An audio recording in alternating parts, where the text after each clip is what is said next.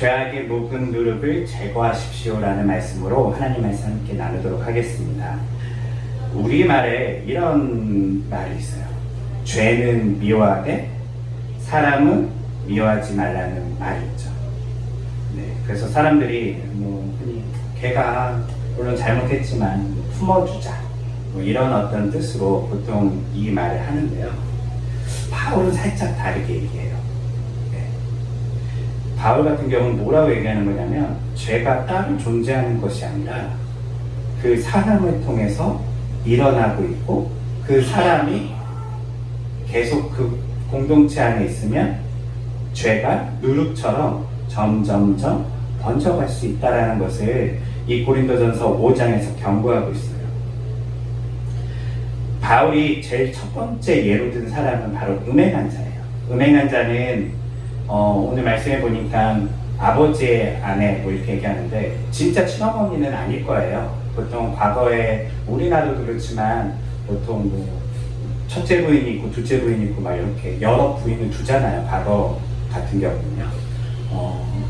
그런 가운데 조금 더 젊은 부인이 있을 수 있었겠죠. 근데 나이가 많은 자식은 그 부인보다 나이가 많을 수도 있고 때로는 비슷할 수도 있을 거예요. 그런데 문제는 뭐냐면 이런 부인, 아버지의 부인들과도 어떤 우리말로 치면 바람이라고 해야 되나요?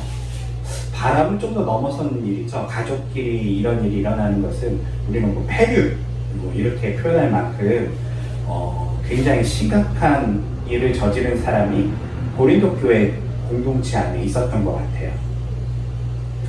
그런데 고린도 교회는 이 사람을 품고 있어요. 이상하지 않으세요? 왜 품고 있을까요? 이거에 대한 이야기를 오늘 바울이 쭉 이야기하면서 몇 가지 여기에는 단서가 들어가 있는데 먼저는 이 이야기를 바울이 처음 한 게 아니래요. 그러면서 오늘 고린도전서 5장에 보면 전에도 제가 여러분들에게 편지를 보냈지만 이라고 얘기를 하고 있어요. 이걸 통해서 우리가 뭘 알 수 있냐면 고린도 교회에 보낸 편지가 이 고린도전서가 첫 번째 편지는 아니었다는 거예요. 그 전에도 뭔가 지금 바울이 몇 가지의 문제에 대해서 이미 고린도 교회에게 경고한 게 있어요. 그런데 그것을 고린도 교회 성도들이 귀담아 듣지 않아요. 그리고 이 음행한 자를 품고 있는 것이죠. 왜 이 음행한 자를 고린도 교회의 성도들은 계속 품고 있었을까요? 한번 추론해 볼게요. 예수님의 말씀에 용서라고 해서 맞아요. 그랬을 가능성이 사실 조금 높아요.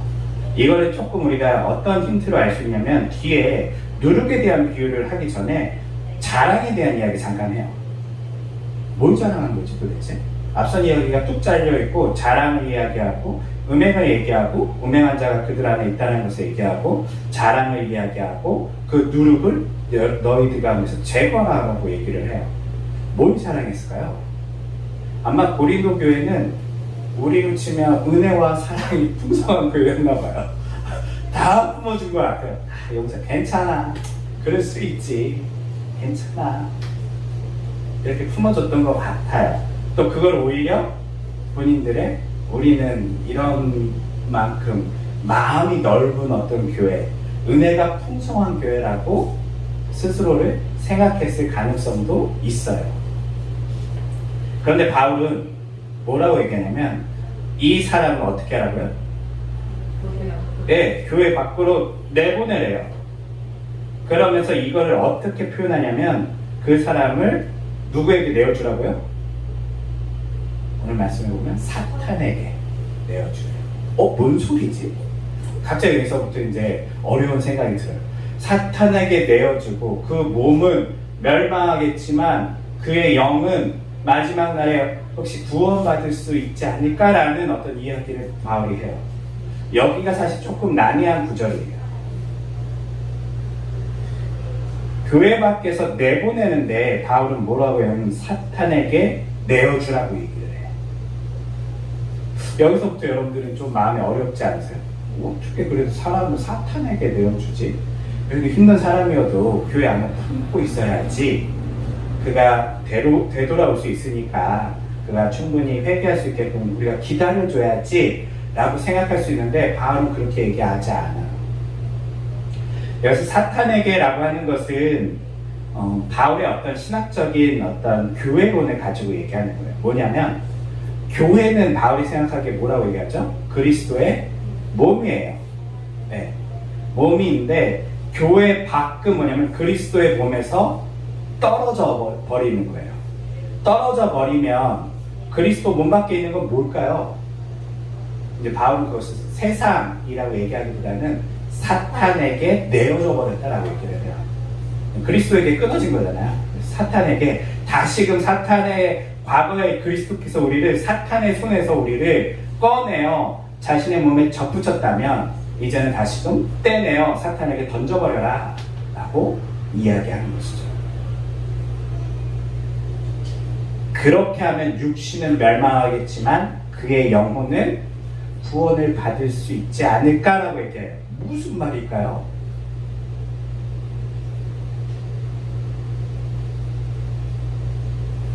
이거는 이 사람에 대한 이야기예요. 먼저 이 사람은 여전히 이게 죄라는 것을 사람들이 알아요, 몰라요? 알아요. 어느 정도 이게 심각한 죄였냐면 바울이 뭐라고 얘기하냐면 이 유명한 자의 모습은 세상 사람들조차도 하지 않는 모습이래요. 우리가 얘기한 것처럼 우리나라에서도 그런 일을 저지른 사람을 패륜이라고 얘기해요. 죄도 등급이 있잖아요. 네, 죄도 등급이 있어요. 흔히 우리로 치면 성적인 이야기를 해보면 물란한 사람이 있고, 요즘 젊은 말로는 자유로운 사람이 있고, 그 다음에 그 위에는 우리가 가정 있는데 그런 일들을 행하는 사람들에 대해서는 흔히 뭐라고 해야죠? 법적으로 그 죄를 간통죄, 간음한 사람 이렇게 우리가 표현을 하죠. 그런데 이것도 조금 사회적으로 굉장히 비판을 받지만 지금 가족끼리 해서는 안 되는 일들을 어떤 사람이 행하고 있는 거예요. 그거에 대해서는 우리나라에서도 폐륜이라고 말할 만큼 손가락 밟는 짓이에요. 이 고린도 교회 공동체 교회도 이 사람이 큰 문제가 있다는 것을 알고 있어요. 그리고 이거는 세상 사람들도 손가락질하는 문제인 것도 알고 있어요. 그런데 그들이 이를 품고 있음으로 통하여 이 사람이 오히려 반성하기보다는 그냥 머물러 버렸다는 거예요. 허용이 되는구나 라고 그가 생각해 버렸다는 거예요. 그래서 그를 쫓아내래요. 교회 밖으로요. 그 말은 뭐냐면 그에게 쫓아내면 그가 뭘 깨닫게 되죠? 잘못을 아는 거예요. 그리고 이것이 진짜 심각한 잘못이고 교회 안에서 일어나서는 안 되는 일이라는 것을 그가 절실히 느끼겠죠. 그가 교회 안에 들어오고 싶어요. 그래도 그에게 받아주지 않아요. 너가 이러한 일들을 행하고 있는 것들을 멈추지 않는다면 그를 받아주지 않아요. 그리고 멈췄다 하더라도 안 받아줄 수도 있어요. 왜냐하면 이 죄의 굉장한 큰 무게를 그에게 알려주는 거예요. 너가 한 행동은 그리스도의 몸에서 떨어져 나갈 만큼 엄청난 잘못이다라는 것을 그에게 크게 경고해 주는 거예요. 그러면 그의 몸은 지금 교회 밖에 나가고 예배도 할 수 없고 그는 교회 공동체와 어떠한 교제도 할 수 없기 때문에 흔히 사탄에게 내어줬다라고 할 수 있죠. 그렇지만 그것을 그가 경험하고 난 뒤에 깨닫게 되겠죠. 내가 큰일을 넣었구나. 나도 예수님 믿고 싶은데 그는 교회 공동체에 들어갈 수가 없어요. 그러면 그가 회개하게 되겠죠. 네. 물론 그 교회가 받아주고 안 받아주고는 그 다음 문제고요. 우선 그가 그렇게 회개할 수 있는 어떻게 보면 기회를 그에게 허락해 주는 거예요. 굉장히 잔인한 것 같지만요. 오히려 그것이 그에게 다시금 그가 돌이킬 수 있는 기회를 허락하는 것이죠. 그래서 바울은 이것을 몸은 사탄에게 내어줬지만 그의 영은 다시금 구원받을 수 있는 기회를 가질 수 있지 않을까라고 오히려 그것이 그를 위한 기림을 또 교회를 위한 기림을 바울은 말하고 있는 것이죠. 이 고린도 교회는 사실은 바울은 이것을 대표적으로 어떤 한 사람을 이야기했을 뿐이죠. 여기 보면 다른 문제도 많이 있었던 것 같아요. 특별히 바울이 뭐라고 얘기하냐면 그렇다고 모든 죄 지은 사람을 다 그렇게 하라는 건 아니래요. 그렇게 할 수도 없대요. 교회 안에는 다 깨끗한 사람들만 있습니까? 그럴 수는 없어요. 우리도 다 문제가 있고 다 어떤 죄들이 있죠. 윤리적으로 도덕적으로 완벽하진 않아요. 그렇지만 바울이 지금 뭐라고 얘기하는 거냐면요, 그렇다 하더라도 세상 사람들조차도 손가락 받을 만한 짓은 교회 안에서 일어나서는 안 된다는 거예요. 다른 말로 하면 세상의 윤리 도덕 기준보다 교회는 그래도 좀 더 나아야 된다는 걸 얘기하고 있어요. 그런데 그들 안에는 어떤 사람들이 있냐면 뭐라고 얘기냐면 바울이 예를 드는 거예요. 먼저는 바울이 말하기를 교회 안에 잠시만요. 성경 같이 볼게요. 교회 안에 보면 그들이 그 안에서 우상 숭배하는 자가 있대요. 그런 사람은 교회에서 상종하지 말래요. 우상 숭배하는 자들 뿐만 아니라 그들 가운데는 물란한 자들, 탐욕스러운 자들과도 교회는 상대하면 안 돼요. 뿐만 아니라 헐뜯고 또 술을 그냥 먹는 게 아니라 술꾼, 늘 주정뱅이처럼 취있는 사람들이 있어요. 이런 사람들이 교회 안에 있으면 안 돼요. 그런 사람들과 음식도 함께 먹지 말라는 것은 그들과 아예 교회 공동체 안에서는 함께하지 말라는 이야기예요. 이 말은 무엇이냐면 어떤 죄의 경중이 있다는 거예요. 어떤 수준의 죄까지는 괜찮아요. 무조건 다 좋다는 얘기는 아니지만 교회 밖에 쫓아낼 만큼은 아니지만 어떤 큰 죄는 쫓아내라고 하는 이유가 있는 거예요. 그것은 무엇이냐면 그 세상의 기준에 맞춰서 그들이 세상 사람들보다 못한, 세상 사람들도 다 지금 욕하는 사람들이잖아. 술꾼을 욕하고 사기꾼을 욕하고 헐뜯는 사람들에 대해서 욕하고, 그리고 뿐만 아니라 우상 숭배하는 자들도 세상 사람들 별로 안 좋아해요. 사실은요. 이 모든 사람들에 대해서 세상 사람들도 윤리 도덕적으로 그들을 지적하고 있는데 교회가 그것을 품고 있는 것은 사랑이 아닐 수 있다는 거예요. 그런데 사실 여기서 이제 우리는 어려움이 부딪혀요. 우리는 고린도 교회처럼 우리 마음이 넓잖아요. 그런 사람들을 내보내면 안 되지. 다 품어줘야지라는 생각이 있어요. 네. 그런데 여기서 이 문제가 생기는 이유는 그것 때문에 그래요. 예수님께서는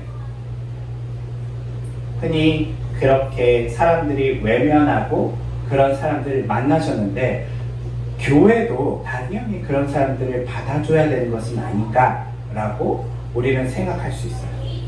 여러분들은 어떻게 생각하세요? 예수님께서는 그런 죄인들을 만나셨잖아요. 그러면 교회도 그런 사람들을 품어야 되는 건가요?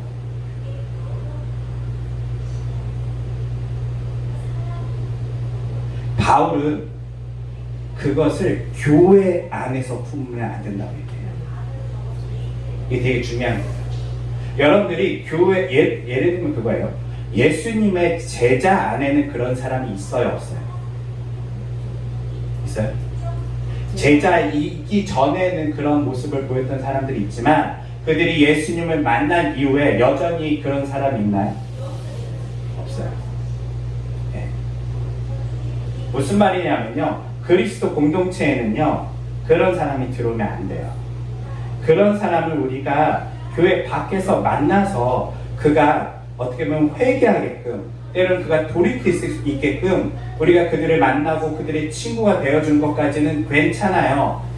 그런데 교회 안에는 이런 사람들이 있으면 안 된대요. 뭘까요? 그것은 바울이 누룩과 비교하고 있어요. 그런 사람들이 교회 안에 있으면요, 그 마치 누룩처럼요, 그것이 퍼져나간대요. 그러면서 그래도 되는 것처럼 죄가 공동체 안에 점점점 확산되기 시작한대요. 이거에 대해서 여러분들은 어떻게 생각하세요? 정말 그럴까요? 사실 이것이 그런지 아닌지는 사실 우리는 체험을 해요. 뭘로 체험하려고 있냐면요, 제가 또 얘기했잖아요. 한국교회 모습은 고린도 교회와 아주 유사하다. 네. 한국교회가 은혜와 사랑이 충만한 교회예요. 다 품어줘요. 사기꾼도 품어주고, 교회 안에서 수많은 나쁜 사람들 다 품어줘요. 교회 안에 다 들어가 있어요. 그러면서 하는 얘기가, 예수님은 죄인을 품어줬으니 교회에도 당연히 그런 사람들이 있어야 됩니다 라고 말을 해요. 그런데 그러면 안 돼요. 지금 그것을 그렇게 허용한 다음에 교회 안에 어떤 일이 일어나는지 아세요? 여러분들이 아는 것처럼 한국 교회는요, 세상의 윤리 기준보다 지금 더 떨어지게 됐어요. 네. 우리가 더 높은 윤리 기준과 도덕적 기준을 가지고 그런 사람들이 교회 안에 들어오면 우리가 그들을 갱생할 수 있을 거라고 생각했지만, 실제 결과적으로 한국 교회는 어떻게 됐을까요? 오히려 세상의 윤리 기준보다 더 떨어진 상태가 지금 되어버렸어요. 예를 들면 우리 한국교회는 세상을 비판해요. 저 죄인들. 그러면서 한국교회가 크게 세 가지를 되게 열심히 하잖아요. 세상 사람들이 잘 안 하는 거. 술 안 먹고 담배 안 피고 주의 성수 잘하는 걸 되게 잘해요. 그리고 그것을 하고 있는 세상 사람들에게 손가락질해요. 저 사람들은 죄인입니다 라고 손가락질을 해요. 그런데 실상 진짜 누가 잘못했는지 까보니까 어떤 일이 일어나냐면요, 우리가 잘 아는 한국교회는 이제 뉴스에 나와요. 네. 아주 뉴스에, 메인 뉴스에 나올 만큼 우리는 큰 범죄를 자주 저질러요. 예를 들면 교회는 세습하고 있어요. 세상 사람들도 알아요. 세상 기업도, 사람들이 자기 돈으로 만든 기업도요, 자기 자식한테 물려주면 사람들이 비판해요. 저 기업은 저 사람 게 아니라 여러 사람의 주주들과 사람들이 노력해서 만든 기업인데 지 것처럼 자기 자식한테 물려주네? 라고 세습에 대해서 우리는 비판해요. 세상 사람들은. 그런데 교회가 지금 그것을 버젓이 하고 있죠.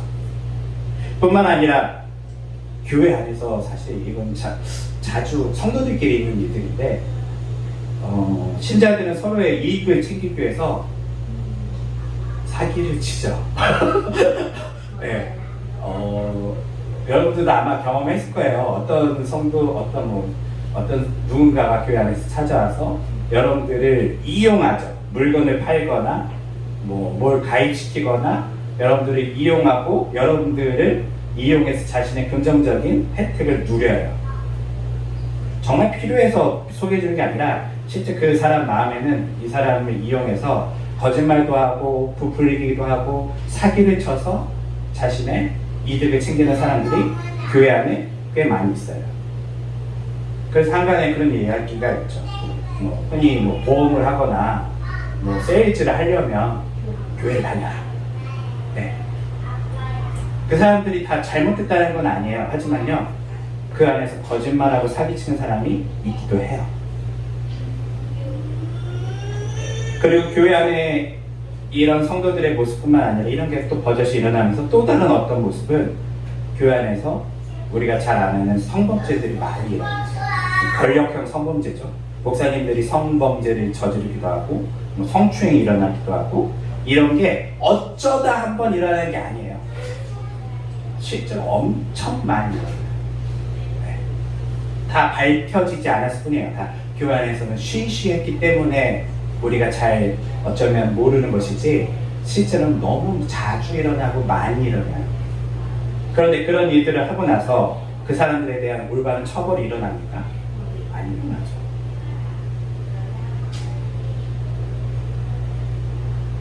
때로는 교회 안에서는 물건을 팔아요. 목사님들이요. 어떤 물건을 파냐면 하나님을 팔아요. 하나님을 우상으로 만들어서 우상 숭배자로 사람들을 만들어가요. 너희들이 하나님께 이거 바치면 이 신이 너희들에게 이렇게 보상할 거야. 이게 우상 숭배거든요. 네. 이렇게 하나님을 만들어서 팔죠. 바울이 얘기하는 우상 숭배자들이에요. 네. 뿐만 아니라 한국 교회 안에서는 뭐 이거는 너무 자주 일어나서 죄인지도 잘 모르겠어요. 헐뜯기. 네, 오늘 바울이 지적한 헐뜯기. 제가 카페 하면서 늘 보지만요, 교회들 모여 있으면 누군가를 씹고 있어요. 네, 다 모여서 누군가 욕하고 있어요. 판단하고 정죄하고 욕하고 있어요.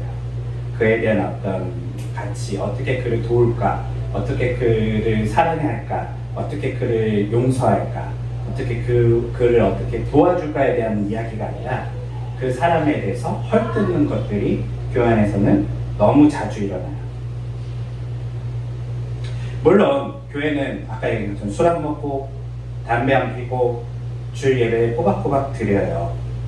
그래서 세상 사람들보다 스스로 더 높은 도덕적 어떤 것을 가지고 있다고 본인들만 생각해요. 하지만 세상 사람들은 이제 교회를 어떻게 보죠? 아까 제가 이야기한 것들을 다 알아요.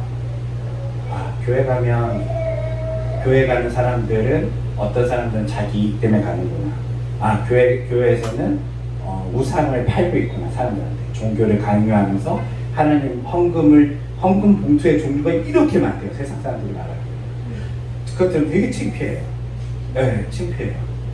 뭔 돈을 그렇게 많이 내네요. 네. 창피하죠. 봉투가 너무 많아요. 네. 세상 사람들이 봤을 때는 교회 입구부터 이미 질리는 거예요. 봉투를 쫙 보면서 이 신 믿으면 돈을 엄청 뜯어가나 보다. 그럼 다 알아요. 이 돈이 다 어디로 쓰이는지, 이 돈으로 다 저 사람들을 호의호식 하나 보다. 이런 생각들을 다 하고 있죠. 뿐만 아니라 우리가 얘기한 것처럼 교회가 커지면 나중에는 권력형 어떤 세습도 하고 때로는 권력형 성범죄도 자주 일어나요. 그러면서 뉴스에 나오죠. 어떤 목사님이 교회를 세습했고 어떤 목사님이 성범죄를 저질렀다. 그런데 문제는요, 우리 교회, 이 한국 교회는 이 고린도 교회처럼요, 은혜와 사랑이 충만해서 다 부어져요. 이런 사람들 내보내는 교회 보셨어요? 목사님이 성범죄를 저지른 교회가 있어요. 우리가 아는 유명한 교회들 많이 있죠. 그분들 지금 뭐 하고 있을까요? 버젓이 목사님을 하고 있습니다. 그냥 목사님을 하는 정도가 아니라요, 나갈 때에 돈을 왕창 받아서 나가요. 그리고 옆에다가 또 하나 크게 교회를 해요. 그리고 그 교회에 또 사람들이 몰려와요. 뿐만 아니라 교회를 세습해도요, 사람들은요, 교회에 있는 성도들은요, 그거 죄가 아니에요. 그럴 수 있는 거예요. 우리 교회고 우리가 하는 건데 왜 참견하냐고 얘기를 해요. 세상의 도덕적 기준에도 못 미치는 일들을 버젓이 행하고 있는데도 부끄러움조차 없어요. 교회 안에서는요. 이게 한 번에 일어난 게 아니에요. 사실 과거 오래전부터 우리는 이런 것을 잘 허용했던 교회예요. 예를 들면 한국교회 초창기에 우리는 굉장히 마치 누룩 없는 빵처럼 순수했어요. 그런데 한국교회가 어떻게 타락하는지에 대한 한국교회사를 보면요, 가장 큰 대표적인 사례가 우리가 잘 아는 신사참배 같은 거죠. 교회들의 거의 99%가 신사를 참배해요. 교회 안에서 우상 숭배해요. 신사를 향해서 절을 하고 인사를 하고 예배를 시작해요. 이런 일들을 했었고, 여러분들이 잘 아는 것처럼 뭐 주기철 목사님이나 뭐 이런 분들 몇 명 아세요? 신사 참배 안 하신 분들? 거의 없죠. 그 이야기는 뭐냐면요, 다 했다는 얘기예요. 그리고 일제시대가 끝났어요. 끝났으면 어떤 일이 일어나야 될까요? 그렇게 신사 참배한 목사들과 또는 그것을 결의했던 사람들에 대해서 교회는 치리라고 해요. 그들에 대해서 거기에 맞는 심판을 해야 되고, 때로는 그가 다시금 회개할 수 있게끔 거기에 맞는 처벌과 조항들이 들어가 줘야 돼요. 네. 그런데 교회는 어떻게 결의했냐면 그거는 어쩔 수 없는 상황이었다. 그렇게 하면 교회가 남아나겠냐?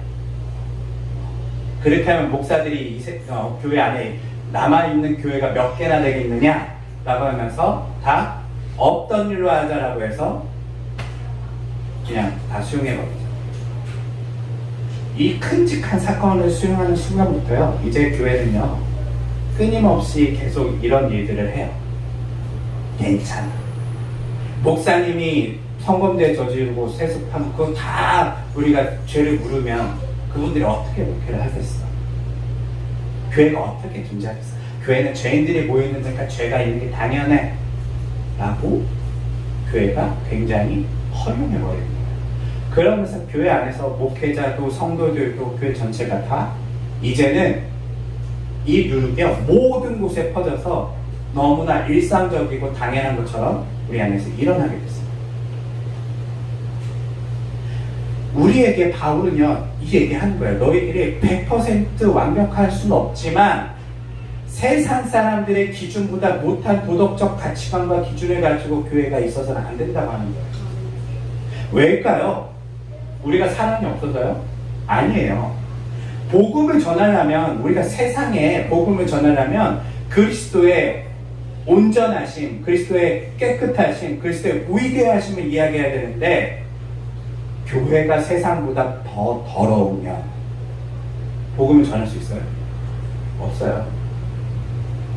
오늘날 딱 그게 증명됐잖아요.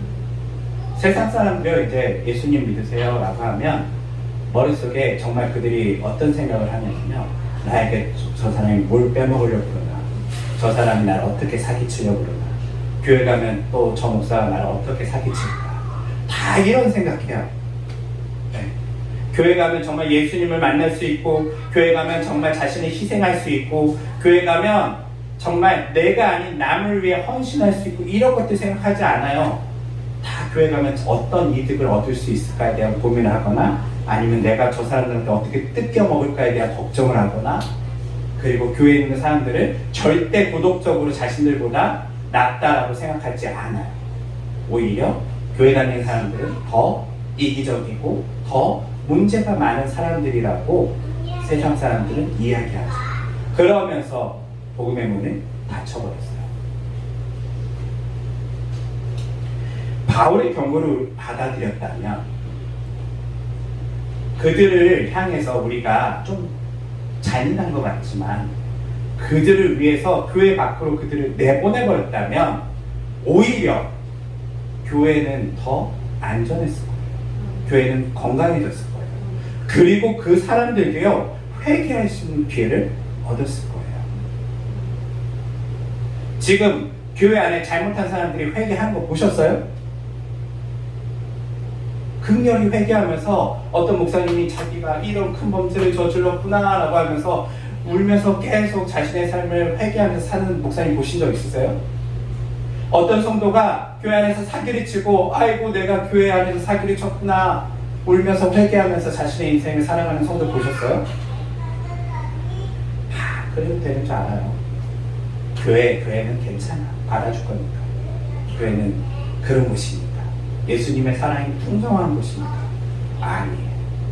이렇게 하면 우리 그 유명한 오징어 게임의 말 있잖아요. 이러다 다 죽어요. 네. 교회가 죽으면 어떤 일이 일어나요? 세상도 하나님께서는 이 땅에 교회를 만드신 이유는요, 이 어두운 세상 가운데 그리스도의 빛을 비추라고 세상에 교회를 만들었는데, 교회가 이렇게 어떻게 보면 죄의 누룩으로 만연해져 버리면, 어쩌면 세상보다 더 어두워져 버리면 빛 소망이 어디 있어요? 세상 사람들은 도대체 어디서 예수님을 볼 수 있어요? 별거 아닌 것 같지만 일주일에 한 번이라도 여기 나오면 예수님 만나야 되는데 그럴 기회조차도 이제 사람들에게는 박탈돼 버리는 거예요. 누구 때문에요? 우리 교회들 때문에 그래요. 어쩌면 오늘 이야기는 작은 저희 교회인 우리에게는 좀 크게 관련 없는 이야기일 수도 있겠다라고 생각할 수 있지만요.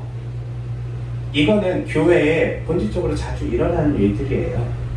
여러분들 중에 누군가 이런 큰 잘못, 세상 사람들이 저지르지 않을 만큼의 큰 잘못을 저지른 사람이 우리 안에 있을 수 있고요. 저도 그런 일을 있을 수 있어요. 그때 여러분들은 이 바울의 경고를 꼭 들으셔야 돼요. 그런 일이 생기면 어떻게 하라고요? 그를 교회 밖으로 내보내야 돼요. 그가 사랑하는 형제였어도, 그가 사랑하는 가족이었어도 이런 잘못을 한 사람들에서는 그를 위해서라도 교회 밖으로 내보내야 돼요. 이걸 하지 않으면 세상이 그리스도를 만날 수가 없어요. 여러분 한 명의 그 형제를 구하자고 이 세상에 수많은 영혼들의 빛을 꺼버리는 행위가 되는 거예요. 교회는 정말 말 그대로 망망대해 등대 같은 존재예요. 교회가 빛을 내지 않으면요, 세상에 수많은 그 배들이요 다 침몰해요. 여기로 와야 돼.